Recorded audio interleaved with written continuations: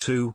June days. The Neue Rheinische Zeitung described itself as an organ of democracy, but it did not mean left-wing parliamentary democracy. It harbored no such ambitions and it considered it urgently necessary to watch the official Democrats closely. Its ideal, it declared, was by no means the black, red and gold republic, and in fact its real oppositional work would begin only after the republic had been established. Completely in the spirit of the Communist Manifesto, it sought to further the revolutionary movement on the basis of existing conditions. This task was made all the more urgent by the fact that the revolutionary ground which had been won in March was half lost again by June. In Vienna, where the class antagonisms were still undeveloped, a happy-go-lucky anarchism prevailed, whilst in Berlin the bourgeoisie had the power in its hands, but was only too anxious to slip it back at first opportunity into the hands of the vanquished pre-March powers. In the little German states and statelets, liberal ministers were giving themselves airs, but they did not distinguish themselves from their feudal predecessors by the display of any manly pride before the throne of kings, but rather by the possession of still more pliable spines. And to crown it all, the first meeting of the Frankfurt National Assembly on the 18th of May, which was to create German unity by virtue of its own sovereign authority,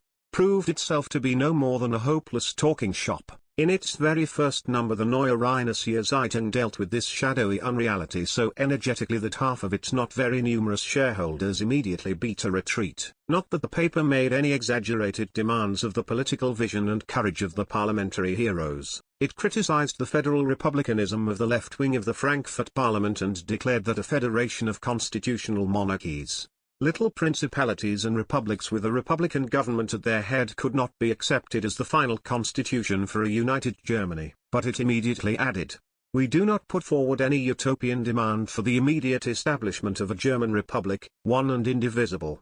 But we do demand that the so-called Radical Democratic Party should not confuse the first stage of the struggle and of the revolutionary movement with the final aim. German unity and a German constitution can be achieved only as the result of a movement which will be forced to seek a decision both as a result of inner conflicts and of a war against the East. The definitive constitution cannot be decreed, it will come about as a result of the movement we have yet to experience. It is therefore not a question of fulfilling this or that political idea or of holding this or that opinion, but of grasping the general trend of development. The National Assembly has only to take the immediately possible practical steps." However, the National Assembly did something which according to all the laws of logic should have been practically out of the question.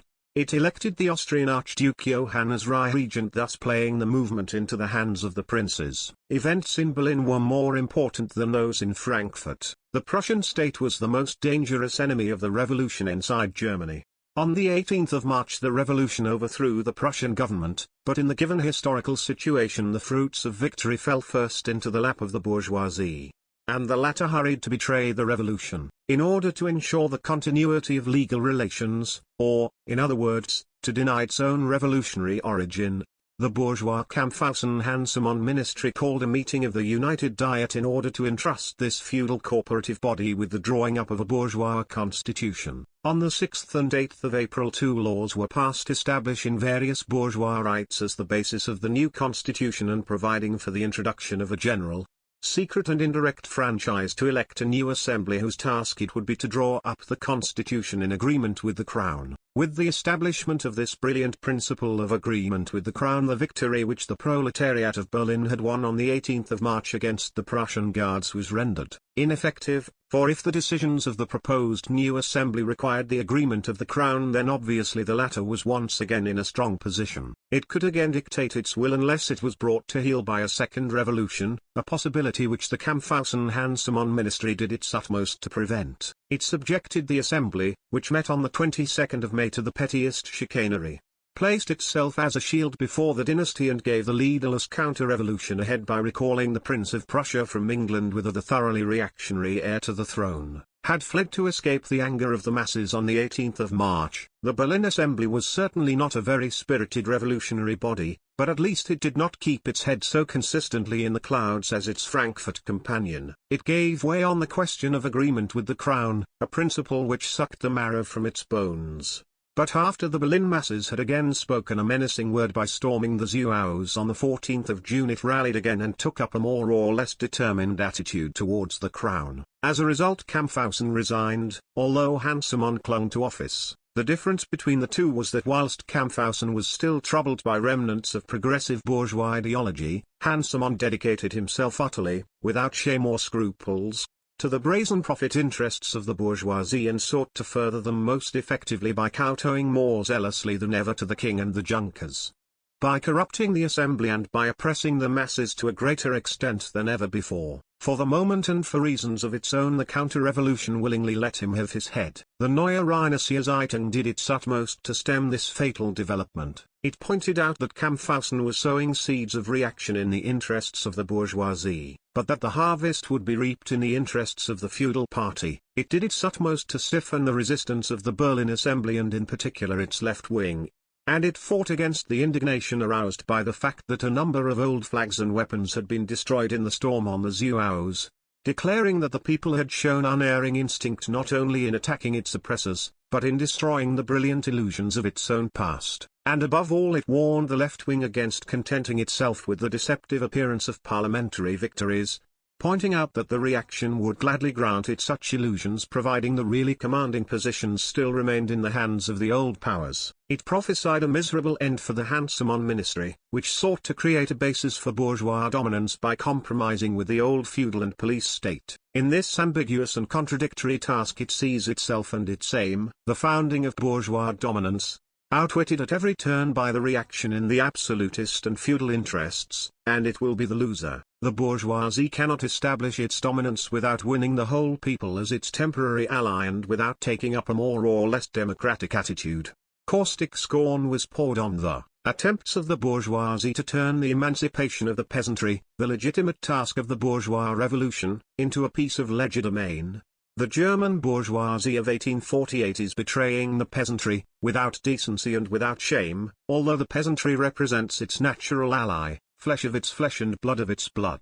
And although it is helpless against the aristocracy without the support of the peasantry, the German Revolution of 1848 was nothing but a parody of the French Revolution of 1789, it declared. It was a parody in another sense also.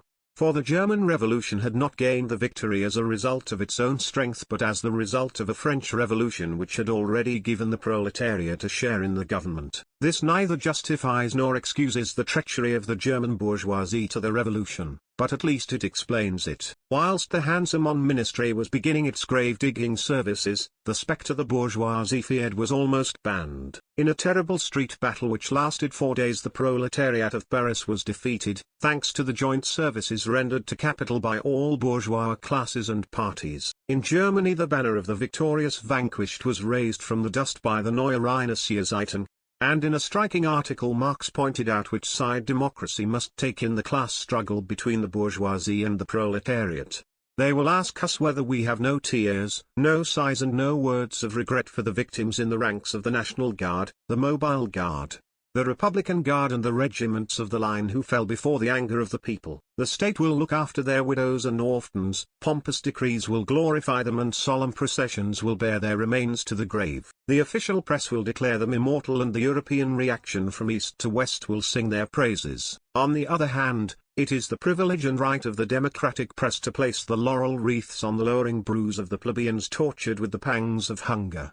Despised by the official press, abandoned by the doctors, abused as thieves, vandals and galley slaves by all respectable citizens, their wives and children plunged into still greater misery, and the best of their survivors deported overseas. This magnificent article, which breathes the fires of revolutionary passion even today, cost the Neue Rheinische Zeitung the greater number of those shareholders who still remained.